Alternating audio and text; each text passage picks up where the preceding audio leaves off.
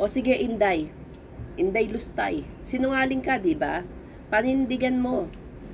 Panindigan mo na sa tatay mo yung proyekto na yan.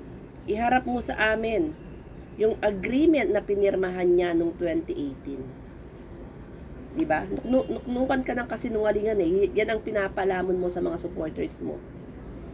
Madali lang naman hanapin, diba? Sa website naman yan eh. Sa website ng ng Office of the President nung panahon ni Digong, kung ano yung mga proyekto na mga pinirmahan niya. Sige, ilabas mo. Ilabas mo sa social media.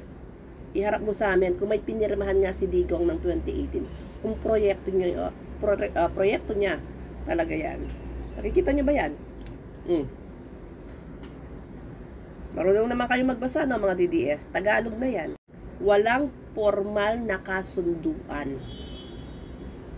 Walang formal na agreement ng 2018.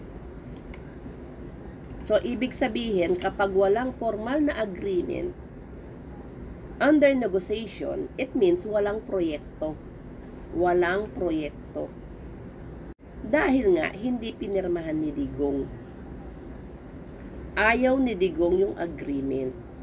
Gusto niyang manghimasok doon sa gustong gawin ng China. Gusto niyang sila ang humawak ng budget, or possible din naman na ang gusto nila sila ang magpabidding, sila ang kukuha ng mga contractors, which is hindi pumayag ang China. So walang nangyari hanggang bumaba na si Digong. Kung talagang may malasakit ang tatay mo, pinirmahan niya yan, inumpisahan na yan, natapos na yan ng 2020. Nakita niyo yung petsa? Hulyo, July 2022. Kauupo pa lang ni PBBM nito, di ba? Kauupo pa lang ni PBBM nito. Baka nga hindi pa nag-iinit yung puwit ni PBBM sa silye eh. Pinirmahan niya agad. Pinirmahan niya agad yung kontrata, yung agreement. Kasi sayang, in-offer sa'yo donation ng China, wala kang gagastusin. Pirma siya agad. So, nasaan ngayon dyan si Digong? July 2022. Sino na presidente niyan?